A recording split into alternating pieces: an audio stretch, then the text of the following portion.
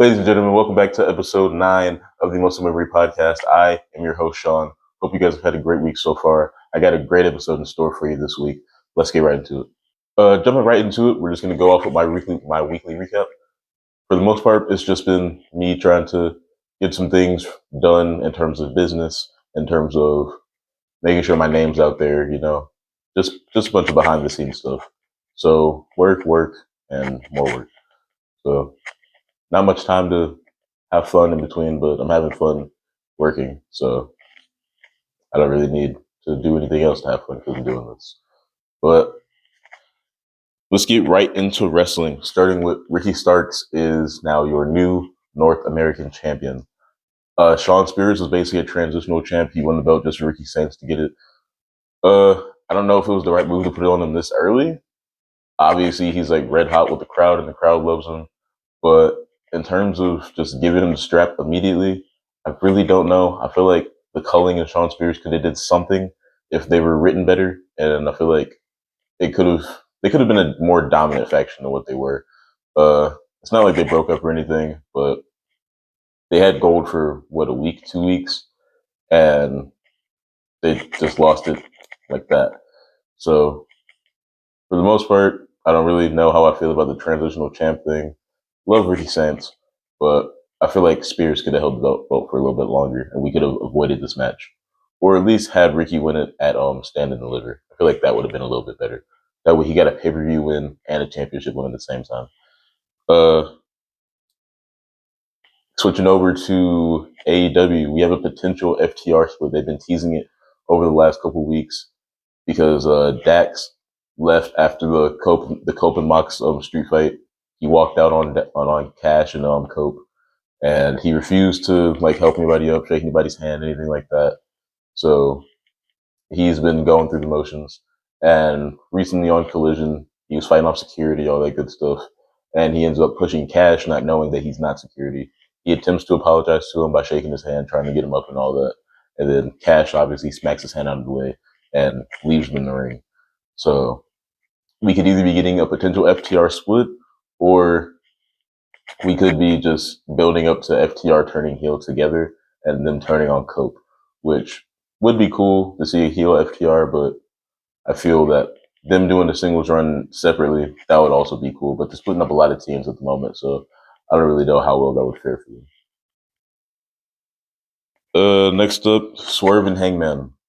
They continued their feud, not in a match, but in terms of a backstage segment. Swerve had said something about the Owen Hart Cup, I believe, and trying to get his shot at the AEW World Championship. Obviously, if you know about their storyline, Hangman's whole thing is, I'm never going to let you win that championship again as long as I'm breathing. And he intends to make that promise stand. So what had happened was, Swerve was walking backstage. Hangman approached him. They got into a little yelling match and all that. And Swerve brings up the fact that Hangman burned down his house, burned down his childhood house. Hangman says, you deserved it. Swerve said, I know.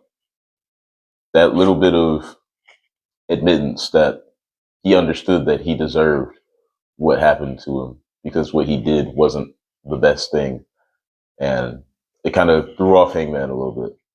We're starting to see that Hangman he's still human. He's not this little Terminator cyborg that we've been seeing him as over the last couple months. But he still has some emotion in there somewhere. Because he didn't know what to do. He didn't know how to react. He didn't know what to say. He just kind of stormed off because he was taken aback. But I look forward to seeing where their feud's going to go. Hopefully, Hangman doesn't cost Swerve his shot at Mox. But yeah. Oh wait, no, Swerve is not in the Owen Hart Cup. He's actually challenging Mox at Dynasty. So hopefully he dethrones Mox at Dynasty. If not, then we got to deal with Mox and the boring Death Riders. Anyways, CM Punk is now a WrestleMania main eventer. If you watched SmackDown this recent week, you would have known that the triple threat between Roman Reigns, Seth Rollins, and CM Punk is going to be the night one main event of WrestleMania. So Your two main events are obviously the triple threat and Cena versus Cody for the undisputed WWE Championship. So Punk finally got his wish. Rollins hates the fact that he's a main eventer. Everybody thought that was the favor that Punk asked for, but after he signed that paper and everything, he made it clear that that was not the favor. What is that favor going to be? At this point, only thing I can think of is leave Roman and come back to manage me or whatever. Either that or Paul somehow gets him into the picture to win the championship again, which either one would be cool. I don't know if I need to see Punk with the World Championship anytime soon. I really, it's not something that I really care for. Punk's doing fine without a belt. He doesn't need one. But if it does lead to him getting a World Championship, so be it. If it doesn't, I'm cool. But I feel the favor is going to more so be leave Roman, come back to me. I think that's what the favor is going to be because it's been almost a year since Survivor Series. And since he said that he's been owed that favor, we're at WrestleMania, he still has not cashed in that favor. So that's all I can think of right now. But Punk is now a main eventer, and Rollins is also a main eventer again, but he was so heated with Punk being a main eventer that he can't even enjoy the fact that he's also main eventing the show. So that was a little bit funny. At this point, I'm starting to believe that Jey Uso and his botching is a part of his build up to WrestleMania. I don't think that it was just an accident for him to botch the way that he did. I don't think that they just were like, okay, you're botching back to back, and we're gonna bring it up later on. I feel like it's a part of the storyline now. It's they're trying to make him look as weak as possible going into WrestleMania, so he goes in as an underdog. Because you got to remember what happened. Sami Zayn went into WrestleMania 40 against Gunther last year, and he looked like an underdog because he was getting the crap beat out of him every week by Gunther. And lo and behold, Gunther ended up ending the longest Intercontinental Championship reign of all time. So maybe they're trying to do the same thing with Jey. They ended up bringing his brother into it as well. Gunther beat the crap out of Jimmy, busted him open, all that good stuff. He ended up zip tying Jey to the rope, so he had to just sit there and watch. All I'm going to say is that Jey is not the best actor when it comes down to emotional stuff. At least in that situation, he wasn't portraying as much emotion as I feel he could, because he was kind of just standing there sometimes. He wasn't really watching his brother get the crap beat out of him and trying to help him or anything. He was kind of just pulling at the thing, and then he would stand there, and then he would pull at it, yell a little bit, and then just stand there. So I don't know. Maybe they're trying to make him look like a joke going into Mania, but I feel like Jey might win. I feel like it'll be a waste of a Royal Rumble win to not win the championship for Mania. But you never know. Randy had won the Royal Rumble in 09. He won the 09 Rumble and lost to Triple H at Mania. So you never know. It could happen.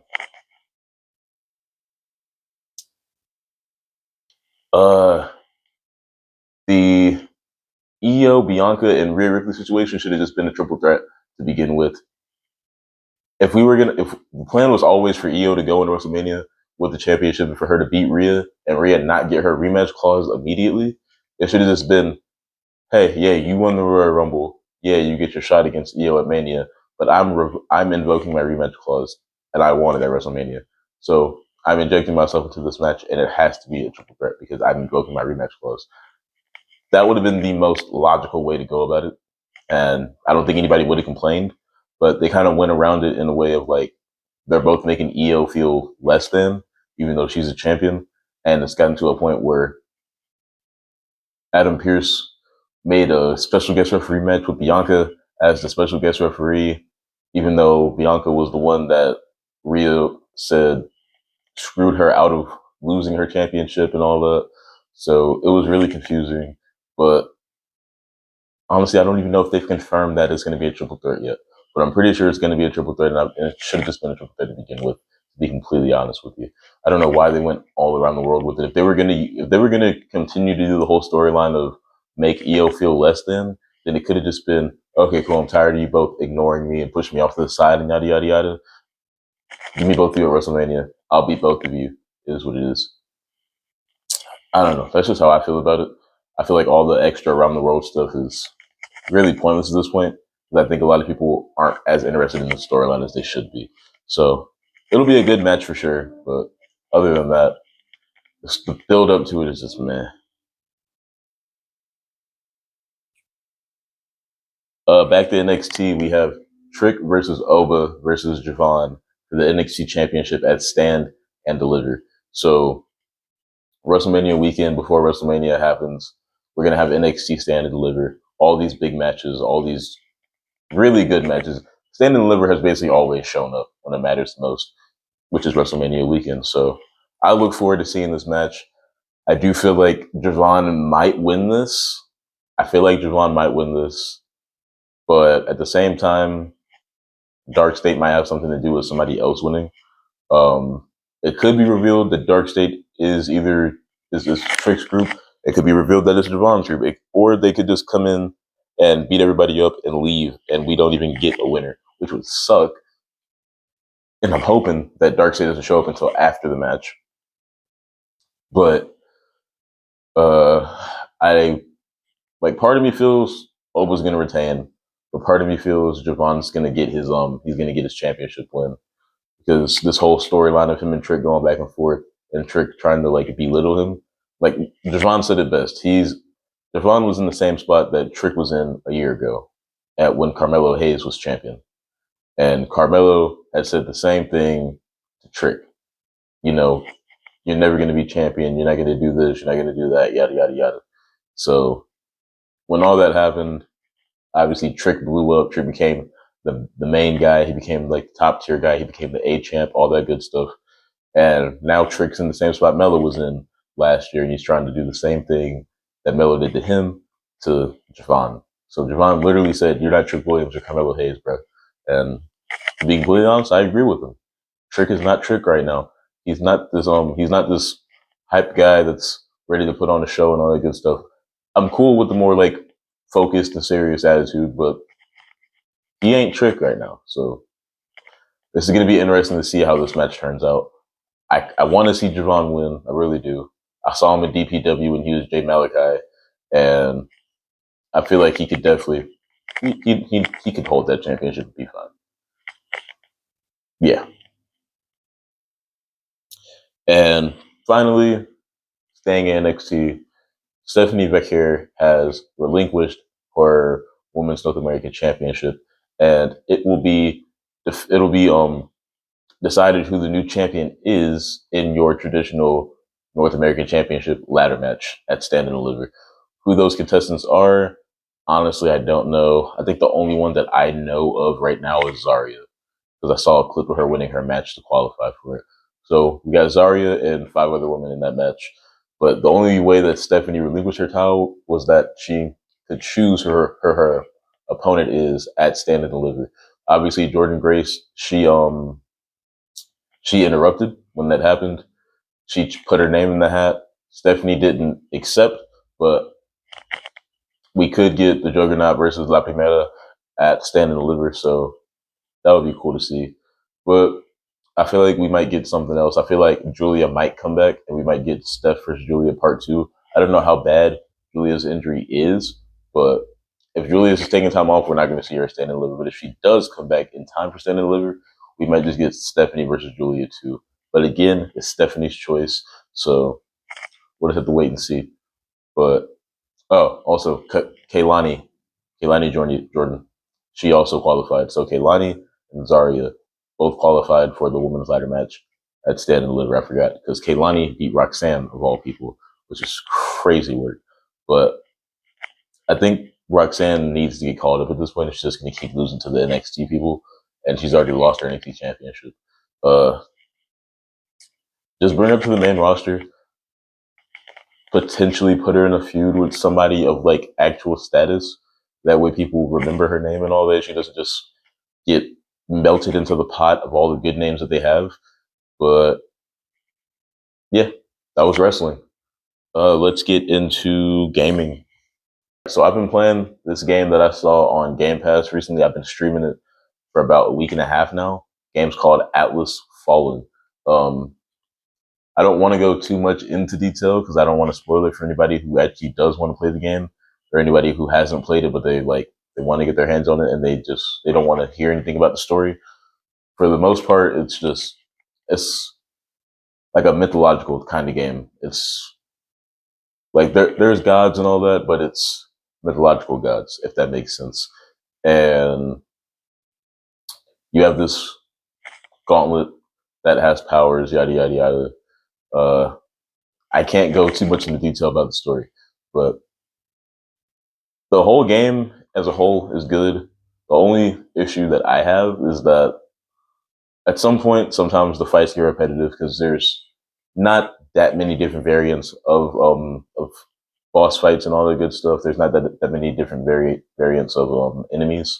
Like there are a bunch of enemies in the game, and you'll probably run into different ones as you're traveling around the world and all that. But for the most part, you're going to run into the same minor ones, and it's kind of repetitive and redundant to keep fighting them, unless you're just farming to get XP and all that. And my only other gripe with the game is that the you can't fast travel the way that you do in the game, maybe like Elden Ring or like other games that have like waypoints, because you have waypoints in this game as well, but you have to be at a waypoint to travel to another waypoint, which in a way I guess makes sense. But the way of traversal in that game is sand sliding, and it's not the fastest thing, but it gets you from point A to point B. I guess they want you to like fully explore the world without traveling from point A to point B without even seeing the world, which I guess makes sense. So I don't know. Maybe I'm just impatient. Maybe I just need to, sit back and enjoy the world. I enjoy the game. It's just those are only two like minor gripes I have with it. WWE 2K25, the island of irrelevancy. It ain't the island of relevancy. It's the island of irrelevancy because of how hard the thing flopped. At least in my opinion, it flopped. The island in WWE 2K25 is supposed to be the equivalent of the park or the city or the rec in NBA 2K. And as you know, people love the park, people love the city, people love the rec because you can go around, you can customize your character, you can hoop against other people, you can do all these extra mini games and all this good stuff. Basically, the island is just you got to pay to get this, you got to pay to get that, you got to grind these very repetitive matches and get some boring reward. Like they lock the Jordans behind that, so I don't really care. Like it's not like I wanted Jordans in the first place, but they locked the Jordans behind the island. They locked a load of cosmetics behind the island. So if you don't play the island, you're not going to get those cosmetics, which I have no problem with because I don't want to play that mode. So maybe there are some people right now that like that mode. I genuinely could care less for it. I don't like it or dislike it. It's just I just don't see the point in it. Just like I don't see the point in my faction. I put the locker codes in every now and then just to get the cards that have the personas on them and all that. I just recently got the Dirty Dom when he had the mask on from WrestleMania when he went against his dad for the first time. So that was cool. Obviously when like you get like deluxe editions of the game, they give you like my faction cards that are persona cards, like the elite figures and all that. So I have the Elite J, Elite Roman, Elite Rock. But for the most part, I really don't care about my faction either. And then as well as my GM, it's not really my cup of tea. I know a lot of people love it, which is why it's back, but it's not my cup of tea. I'm glad that it's online though. So people that do enjoy the game can actually play it with their friends online and all that good stuff. So I'm glad the people that do like my GM are having a good time with it. It's just not my cup of tea. But the island is a waste of time, in my opinion. But yeah.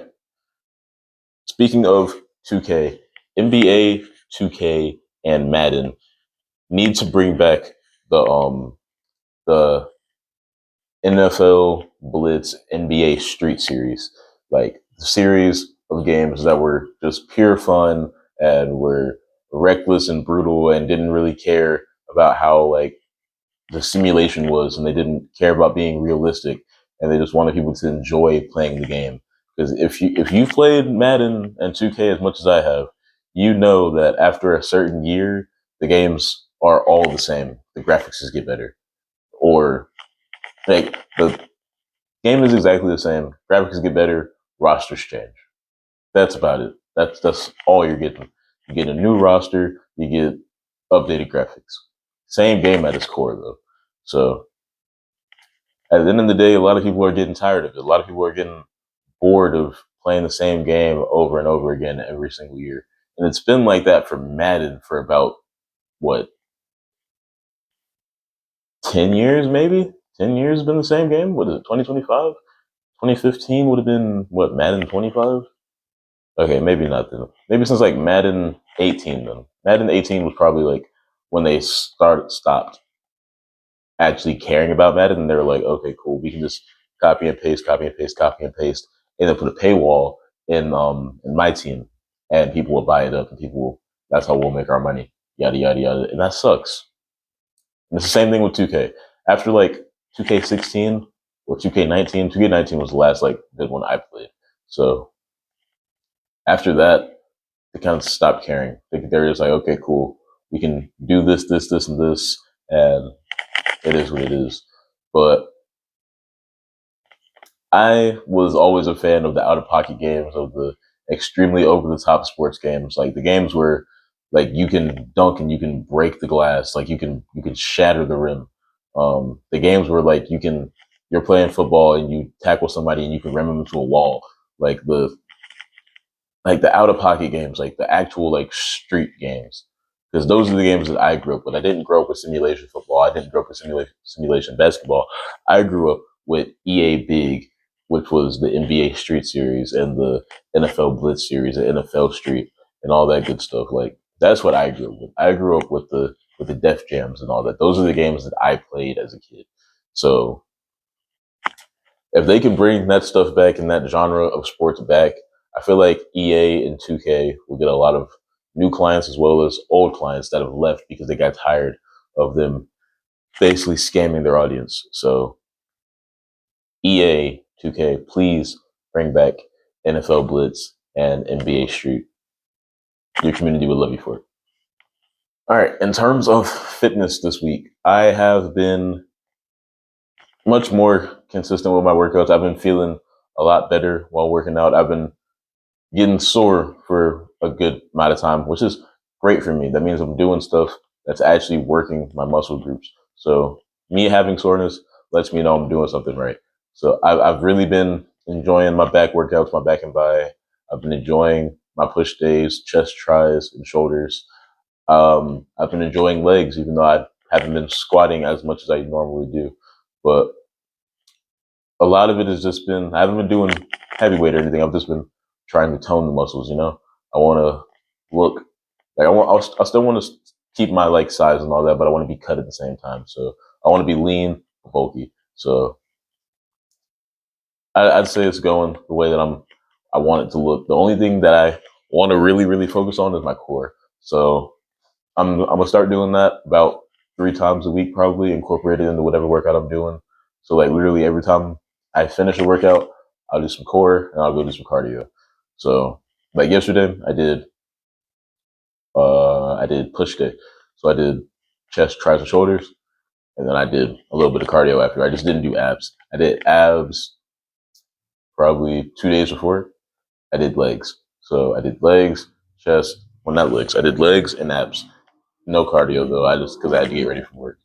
But in terms of that, in terms of weekly fitness, all good, all good. Nothing bad going on.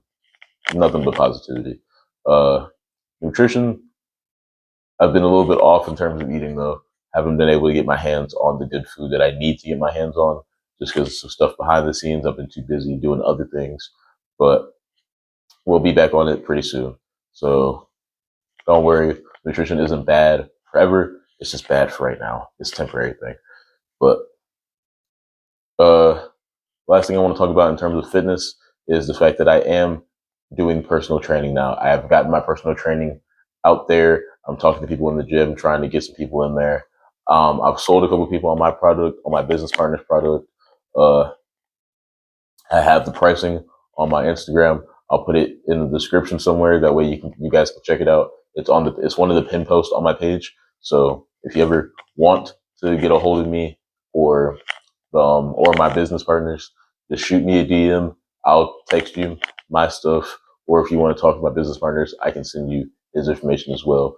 But for the most part, personal training, it's based here in El Paso, Texas. If you are not here in El Paso, Texas, and you still want to train, we can do online training, comes with diet coaching, posing coaching, whatever you need help with.